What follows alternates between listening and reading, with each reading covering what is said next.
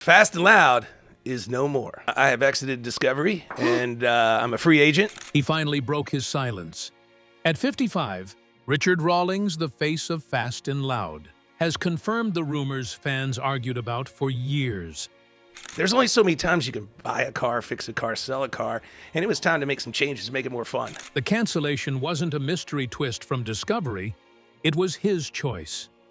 Behind the cameras were contracts with gag clauses, mounting creative frustration, and personal battles that shaped every decision. Was he pushed out, or did he simply outgrow the machine that made him famous? Today, we uncover the truth Richard has now admitted.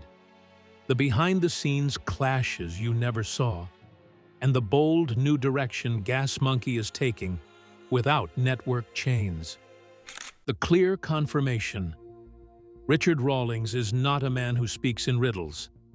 And at 55, he left no room for doubt. For years, fans smutted that Discovery had secretly pulled the plug on Fast and Loud, or that the network had quietly benched the Gas Monkey garage crew while deciding whether to revive the show. Rumors swirled on forums and fan pages.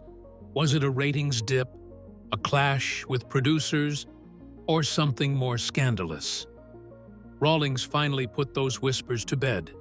He confirmed that Fast and Loud was over, and more importantly, that the decision had been his. There would be no hidden Season 17, no last-minute reboot, no special reunion episode waiting in the wings. The ride had ended because he walked away, not because anyone forced him out. That clarity was striking because Fast and Loud had been one of Discovery's biggest automotive hits, running for nearly a decade, airing in over 200 countries, and turning a Dallas garage into a global brand. To pull the plug at the height of recognition sounded unthinkable, until Rawlings explained why. He admitted that after nearly 8 years and hundreds of builds, he felt he was on repeat. Each episode followed the same beats: find a forgotten car, rebuild it under impossible deadlines, and sell it with a dramatic reveal. Viewers loved the formula, but behind the curtain, Rawlings felt like he had climbed the mountain and was circling the peak instead of scaling new heights. For a man driven by risk and reinvention, that routine felt like a slow cage. And the cage wasn't only creative. Rawlings revealed one of the most surprising details about his Discovery contract: a clause that essentially gagged him. If he spoke negatively about the network, he could be fined up to $25,000 for each occurrence. Imagine carrying that weight every time you opened your mouth. The fine wasn't a rumor, it was a real, enforceable penalty, and it forced him to swallow frustrations while speculation ran wild online. Fans often asked why he didn't speak up when rumors spread about feuds or production troubles. The answer was simple: he couldn't afford to. The world outside the studio was shifting too. In 2012, when Fast and Loud premiered, social media was just beginning to shape celebrity culture. By 2020, platforms like YouTube and Instagram were the heart of brand identity. Yet Rawlings couldn't freely post shop updates, behind-the-scenes content, or even casual moments without going through the filter of network control. That restriction grated on him. Car culture thrives on immediacy, sharing the chaos of a late-night weld, the excitement of a first test drive, or the frustration of a botched part in real time. Waiting for network schedules stripped the soul from those moments. So, he chose freedom. He walked away from a steady TV empire to build something riskier but more authentic. He sold off 28 vehicles from his collection, earning over $1 million, not because he was quitting cars, but because he wanted to chase different ones. Better cars, different cars. Things I've always wanted, he explained. He expanded Gas Monkey's presence online, launched a YouTube channel that quickly hit over 1 million subscribers and started hiring new mechanics to refresh the garage. For Rawlings, it wasn't an ending. It was a reset. And yet, fans still hoped. Could Discovery change its mind? Could there be a comeback if the right deal was offered? Richard's answer was blunt. No. He made it clear the door was closed. The clarity stung, but it also gave fans the truth they'd been demanding. He was done with the old format. He wanted control over the calendar, the camera, and the comment section. What most people didn't realize, though, was how much those contract limits shaped his daily life. Not just big decisions about the show's future, but every single choice he made on and off screen. If control was the motive, the contract was the cage. So what, exactly, did those limits do to his day-to-day creativity? Contract chains stalled creativity. Freedom is easy to romanticize until you see the price tag attached. For Richard Rawlings, the fine print in his Discovery contract didn't just dictate his public voice. It dictated the rhythm of his creativity. The most telling example was his pursuit of a crossover episode with Chip Foose, one of the most celebrated builders in the industry. Fans would have expected such a collaboration to happen quickly, but it dragged on for 5 years before Discovery cleared it. That wasn't because Foose was unavailable, or because the logistics were impossible. It was because every new idea had to pass through a network system built for predictability, not spontaneity. By the time the crossover aired, the excitement had dulled. What could have been a lightning strike moment was watered down by years of delay, a symptom of a show that moved at the pace of approvals instead of passion. This tension bled into the everyday feel of Fast and Loud. The arcs became familiar, the edits repetitive, the timelines tighter and more compressed. Richard knew how to deliver drama and stakes. He had done it for years, but the creative rut was undeniable. Fans kept tuning in, but behind the curtain, Richard felt trapped repeating himself. When you build cars for television, you're not just fabricating, you're performing. Every decision is shaped by what makes the best cut for prime time, not necessarily what makes the most authentic shop floor moment. The social media chokehold made it worse. In 2012, when Fast and Loud premiered, Instagram and YouTube weren't yet the lifeblood of car culture. By 2020, they had become the main stage. Yet Richard couldn't post freely about his daily work. Under contract, his updates and content were controlled by Discovery.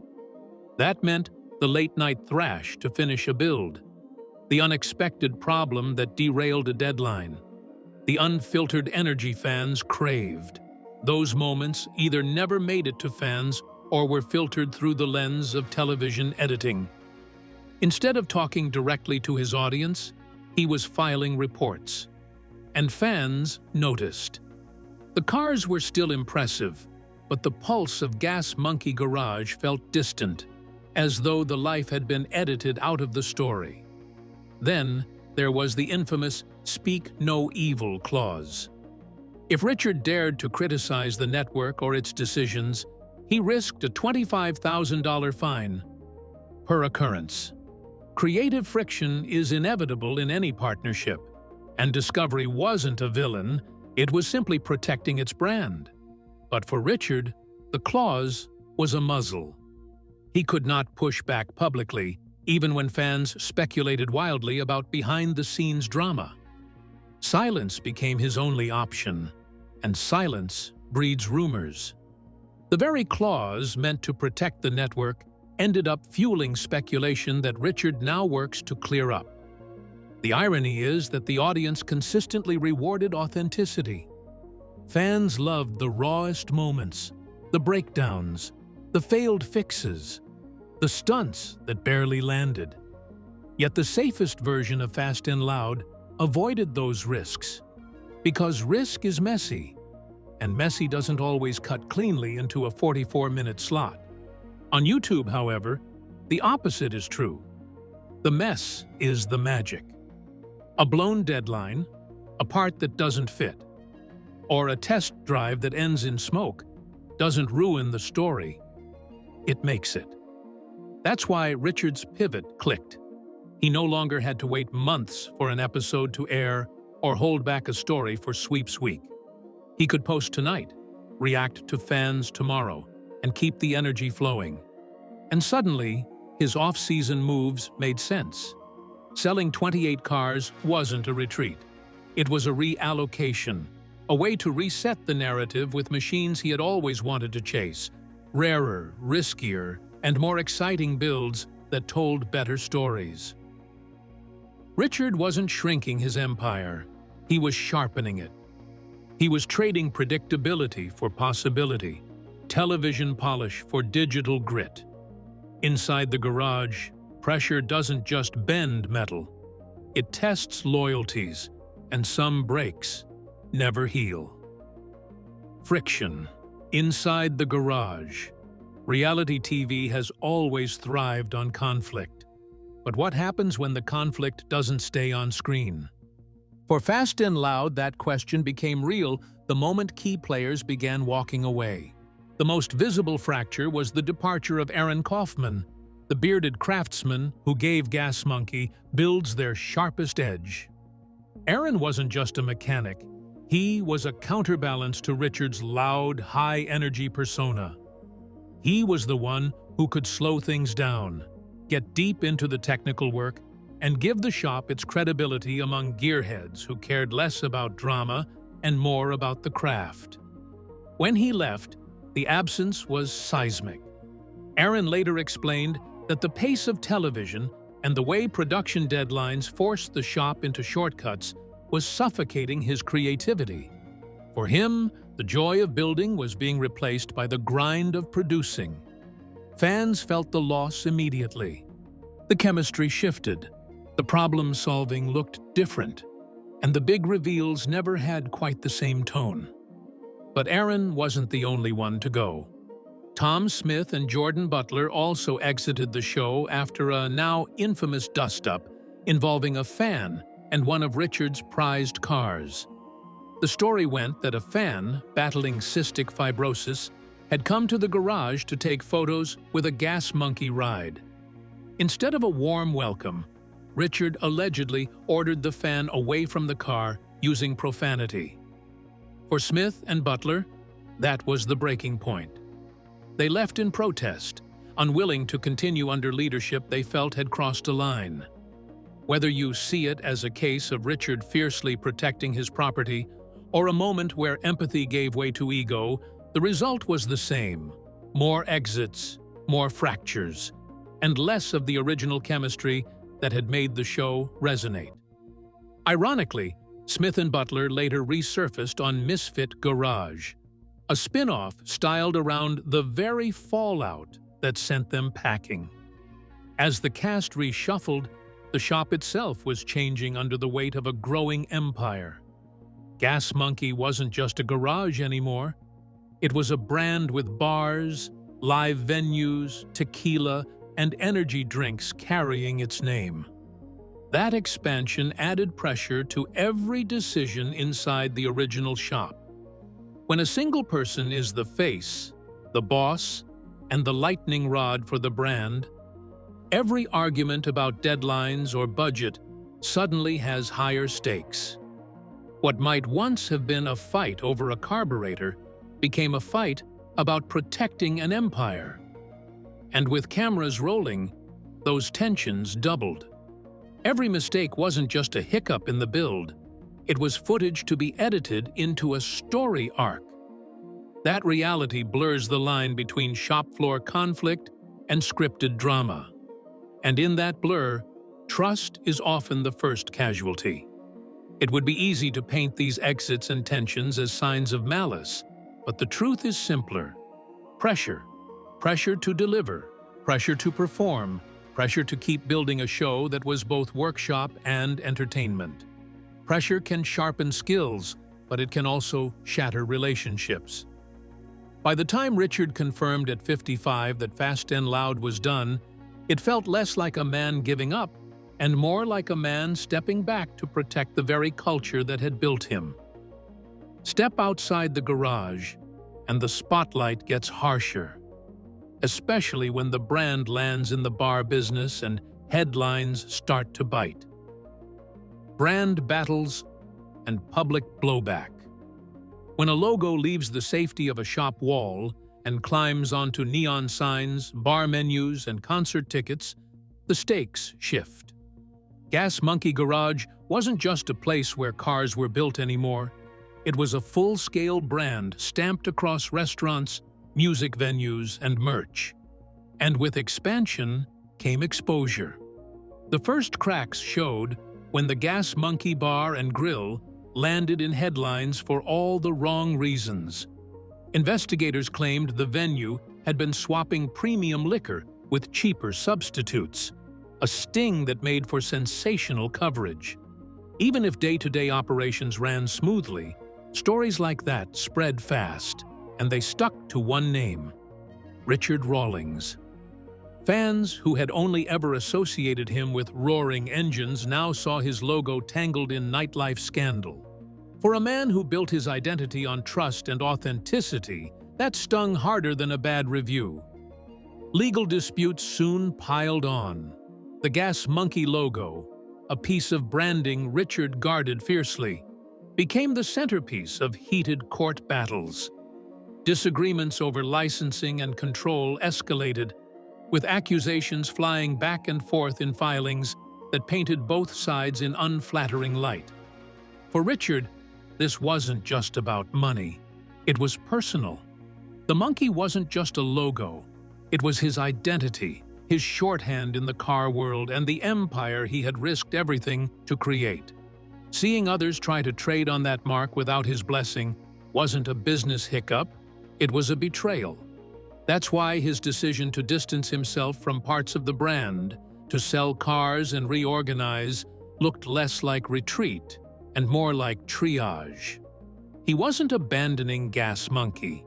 He was cutting away the infections before they spread further. Even the show itself wasn't immune to trust issues. One infamous example was the so-called Shark-Cat build, a modified Dodge Dart that looked like an overnight miracle on screen, but was, in reality, riddled with technical problems.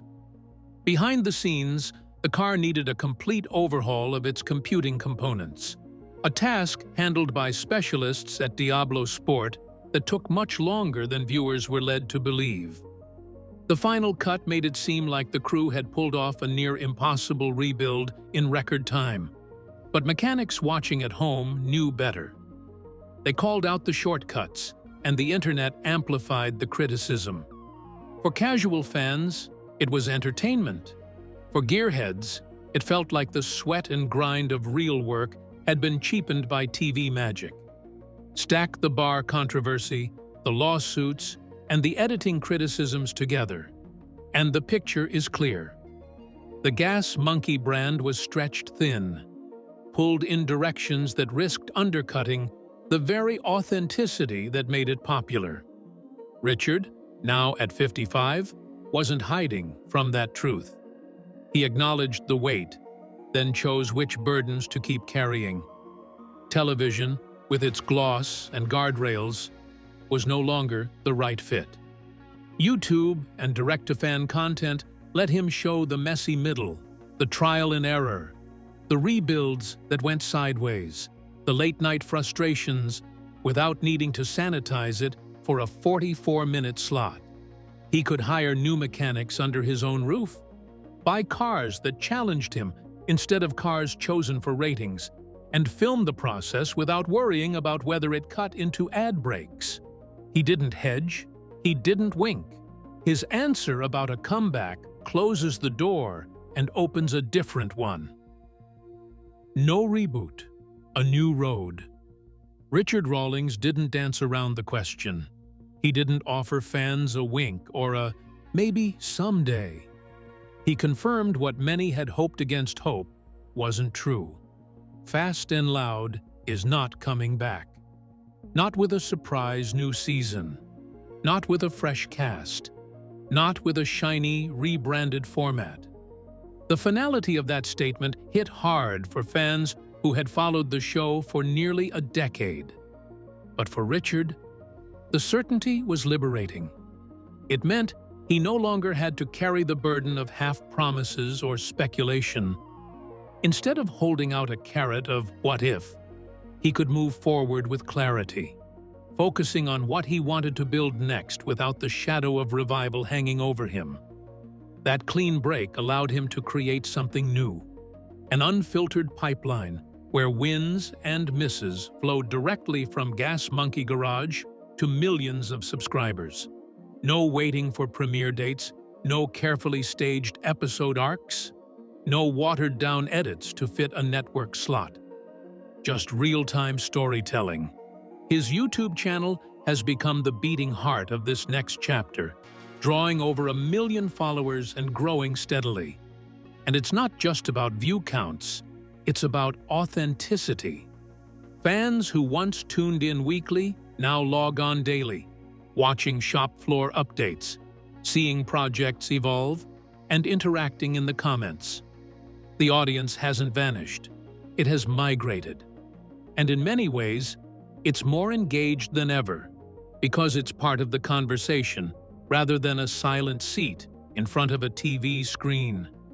Another sign that Richard is serious about the future: hiring. He's not scaling down to coast on nostalgia. He's staffing up to push harder. Gas Monkey Garage has been bringing in new mechanics and personalities, refreshing the team with talent that can take on tougher builds and bigger risks. That intent matters. You don't invest in fresh blood if you're trying to replay old highlights. You do it when you're planning to write new ones. The reshaping of his car collection tells the same story. Selling 28 cars for over $1 million raised eyebrows, but the move wasn't about downsizing, it was about recalibrating. Richard openly said he wanted better cars, different cars, things I've always wanted. That meant European exotics, rarities, and machines that don't just look good on camera, but demand skill, patience, and innovation to restore. These aren't cars you flip for quick profit. They're cars you chase to test your limits. And that kind of ambition makes for better storytelling. The kind of raw, unpredictable content fans prefer on YouTube, where the rough edges aren't cut out. On a personal level, the math has changed too. The clause that once loomed over him, a $25,000 fine for speaking negatively about Discovery, no longer controls what he says.